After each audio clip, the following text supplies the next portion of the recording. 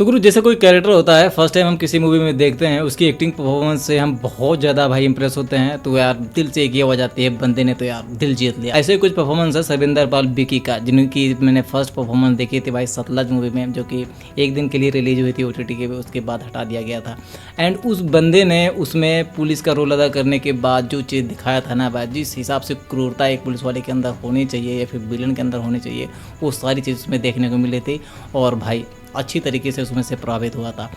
मैंने उस चीज़ को इसमें भी देखा हुआ है, और जब मैंने उस बंदे को इसमें देखा तो 15 मिनट तक या आधे घंटे तक मैं यही सोच रहा था कि भाई इस बंदे को मैंने देखा कहाँ है। जी हाँ, मैं बात कर रहा हूँ अमरापन 2 मूवी की। तुम्हारे भाई ने इस चीज़ को देख के ख़त्म किया हुआ है। ये मूवी पूरी नॉस्टैल्जिया को फील कराती है, ये इसके बारे में आप अच्छी तरीके से जानते हो, क्योंकि फर्स्ट पार्ट इसका 2007 में आया था। ऑलमोस्ट 21 साल बाद भाई इन्होंने इसका सेकंड पार्ट लेकर के आए हुए हैं। इसमें क्या आपको देखने को मिलता है या फिर तुम्हारे भाई का फीडबैक क्या है इस मूवी को लेकर के, उन सारी चीज़ों पर बात करेंगे। लेकिन उसके पहले गुरु वीडियो पे फर्स्ट टाइम आया हो तो एक लाइक और सब्सक्राइब जरूर किया जाएगा। आइए बात करते हैं मूवी की स्टोरी की। तो सबसे बेस्ट गुरु, अगर आपको इस मूवी को देखना है तो इसके जो फर्स्ट पार्ट था अमरापन, उस मूवी को देखना बहुत ज़्यादा जरूरी है। हालांकि मूवी जब स्टार्ट होती है तो कुछ सीन के जरिए भाई आपको रिकैप दिया जाता है, बट उस चीज़ से उतना ज़्यादा फील नहीं आता है। अगर आपके पास टाइम है तो इसके फर्स्ट पार्ट को देखोगे बहुत ही अच्छे तरीके से स्टोरी को समझने के लिए।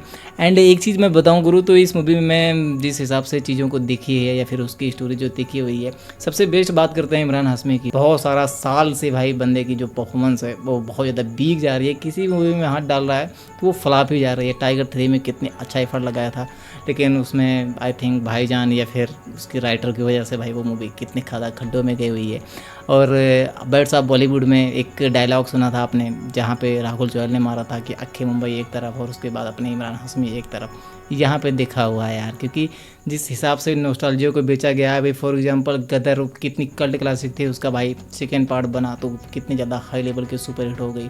फिर चाहे मूवी को आप देखोगे तो उसमें कुछ भी समझ में ना आया हो, वो अलग की बात हो जाती है। लेकिन जो चीज़ दिमाग में सेट है बहुत ज़्यादा पुराने सालों में से, वो चीज़ को बंदे देखना ज़रूरी चाहेंगे। तो ऐसा ही कुछ लेकर के ये भी चलती है। इनका कैरेक्टर अगर मैं कहूँ कि अगर आपने अमरापन देखा हुआ है तो जो ऑरा या जो फीलिंग या जिस बॉडी लैंग्वेज के साथ जिस हिसाब से वो रहते हैं वैसे ही कुछ इसमें रहते हैं। उसमें हमें दिखाया गया था कि कपल्स को बचाने के लिए बंदा अपने सीने पे 7-8 गोलियाँ खाता है, हालांकि उसको बचा लेता है, लेकिन इसका जो सेटिस्फेक्शन लेवल होता है वो कंप्लीट नहीं होता है। इसमें भाई उनकी जो एंट्री होती है वो जयपुर में होती है और वहाँ पे वो बचे रहते हैं। अब ये कैसे बचे होते हैं ये एक मिस्ट्री है, उसमें आप देखोगे तो पता चलेगा। एंड यहाँ पे उनको एक छोटी सी बच्ची मिलती है, नाम उसका वही होता है जो उनकी बंदी का होता है, जो मर चुकी होती है फर्स्ट पार्ट में। एंड उससे कुछ नाम की वजह से आई थिंक इमोशनल टच बनता है और उसको अपने साथ रखते हैं। बेसिकली वो भी जो होती है अनाथ ही होती है, तो उसको उसी अनाथ आश्रम में रखते हैं जहाँ पे ये खुद पले बड़े हुए हैं। एंड कुछ देर की स्टोरी चलने के बाद वो लड़की जो होती है वो मिस हो जाती है, और कैसे मिस होती है, कहाँ गई है, ये सब जो सारी चीज़ें होती हैं एक मिस्ट्री है, ये भी आपको उस मूवी में देखना है। अब इनकी स्टोरी शुरू होती है भाई उसी ब्लैक दुनिया में, उसी ब्लैक वर्ल्ड में, जहाँ पे ये फिर से जाते हैं और ये बैंकॉक में सारी स्टोरी को भाई बिल्ड किया जाता है। अब बैंकॉक में ये सारी चीज़ें हैं तो प्लेस जो होते हैं काफ़ी ज़्यादा अच्छे रखे गए हैं, या फिर जो सेट डिज़ाइन है वो काफ़ी ज़्यादा अच्छी रखी गई है।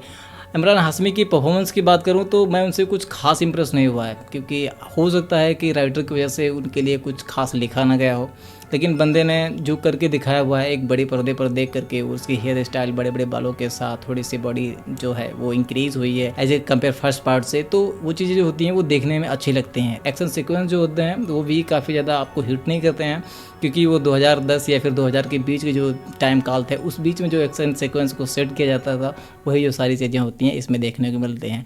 मेन लीड में आपको दिखेंगी दिशा पाटनी। अब इनकी बात करें तो बहुत ज़्यादा हाई लेवल का नहीं है।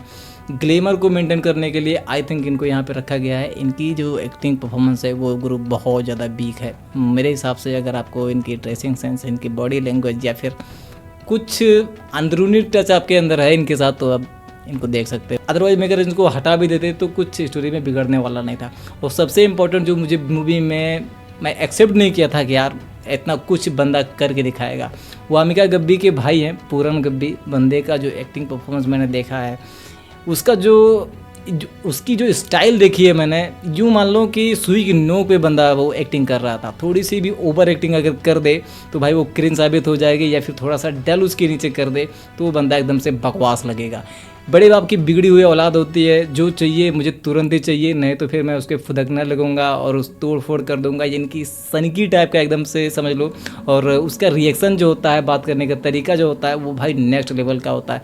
जैसे कि अब नॉस्टैल्जिया की बात करें तो पुराने ज़माने में आपने शक्ति कपूर को देखा होगा, उस बंदे का जब एकदम क्रूरता या फिर एकदम से नीचता वाला रूप जब आता था, गद्दारी का जब वो विलनगिरी करता था, तो किसी की कनपटी पे अगर बंदूक रख दे तो यूँ सोच लो कि वो भी मर भी सकता है, फिर चाहे वो बच्ची हो या फिर लेडीज हो या बुजुर्ग हो, ये मैटर नहीं करता है करो। तो ऐसा ही कुछ कैरेक्टर इसमें है, क्योंकि लास्ट में भाई एक फाइट सीक्वेंस की मैं बात करूँ तो एक छोटी सी बच्ची होती है, उसके सामने वो बंदा गन रखता है।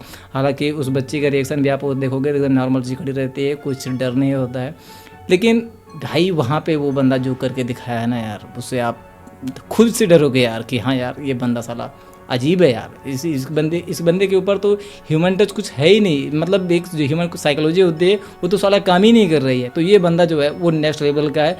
ओवरऑल ये उस बंदे की जो परफॉर्मेंस है आपको डेफिनेटली हिट करेगी। दूसरा सबसे बड़ा पॉइंट है इस मूवी का भाई, जो प्लस पॉइंट में मैं कहूँगा, जो कि मैंने भाई गेस नहीं किया था या फिर मैंने सोचा भी नहीं था ऐसा कुछ हो जाएगा, इसका म्यूज़िक। हालांकि जो गाने हैं वो पुरानी मूवी से लिया गया है, उसी को रिमिक्स करके यहाँ पे दिखाया गया है, लेकिन जो भाई बैकग्राउंड में म्यूजिक बजता है, फिर चाहे वो गानों के बीच में चल रहा हो या फिर स्टोरी के बीच में चल रहा हो या फिर इनफैक्ट सबसे ज़्यादा एक्शन के बीच में चल रहा हो, काफ़ी ज़्यादा इंप्रेस करता है यार।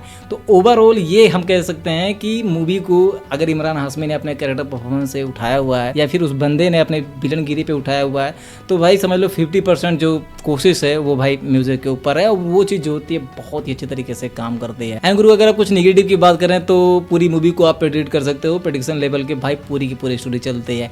और मैं मानता हूँ, आई अंडरस्टैंड कि ये भाई चीज़ें होती हैं नॉस्टैल्जिया वाली, वो बेटिंग के ऊपर होती हैं, तो लेकिन आप कुछ तो एफर्ट लगाओगे यार। आप वही स्टोरी को उठा करके थोड़ा सा मिर्च मसाला लगा करके आप यहाँ पे 21 साल बाद बेच रहे हो, 21 साल बाद उस चीज़ को लेके आ रहे हो, तो थोड़ा तो उसमें इंक्रीज करना ही चाहिए था। एंड वहीं पे जो कैरेक्टर्स हैं, कैरेक्टर डेवलपमेंट भाई बहुत ज़्यादा वीक है, कौन कैसे मर जाए इससे कोई फ़र्क ही नहीं पड़ता है। और दूसरा सबसे बड़ी चीज़ कि भाई शबाना आजमी इसमें है, जो कि उनका रोल इस कदर को दिखाया गया है, उनका प्लेसमेंट ऐसी जगह पे रखी गई है या फिर इस हद तक रखी गई है कि ये जो मोहतरमा है ये पूरे मूवी में एक ही सेट कपड़े में पूरी की पूरी बिता देते हैं। इनका जो डायलॉग डिलीवरी है इन्हीं की नहीं, इनफैक्ट पूरे जितने कैरेक्टर हैं सब नॉस्टैल्जिया के बेस पे काम करते हैं, थोड़ा सा सायराना अंदाज में, थोड़ा सा भाई एकदम क्रीपी टाइप का, तो थोड़ा सा इसको नॉर्मल कम्युनिकेशन के अकॉर्डिंग रखते तो फिर वहाँ पे काफ़ी ज़्यादा अच्छा होता है। मूवी को अगर आपको देखना ही है तो विद फैमिली के साथ देख सकते हो, ना ही कोई वल्गर सीन है, ना ही कोई एडल्ट भाषा का यूज़ हुआ है। इनफैक्ट आप फैमिली के साथ देखने वाली वैसी मूवी है नहीं, क्योंकि उनके साथ आशिकी वाली मूवी कैसे ही देखोगे आप।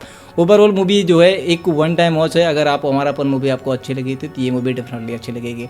और अगर आपने उस मूवी को देखा होगा तो शिवम पंडित की जिंदगी में क्या कुछ हो रहा है, इस चीज़ को जानने की दिलचस्पी डेफिनेटली आपके अंदर होगी। तुम्हारे भाई की तरफ से मूवी को 3.5 आउट ऑफ 5 का स्टार। मिलते हैं नेक्स्ट वीडियो में। जाने से पहले भाई की वीडियो फर्स्ट टाइम है तो एक लाइक और सब्सक्राइब जरूर कीजिएगा। मिलते हैं नेक्स्ट वीडियो में, तब तक के लिए बाय बाय, टेक केयर।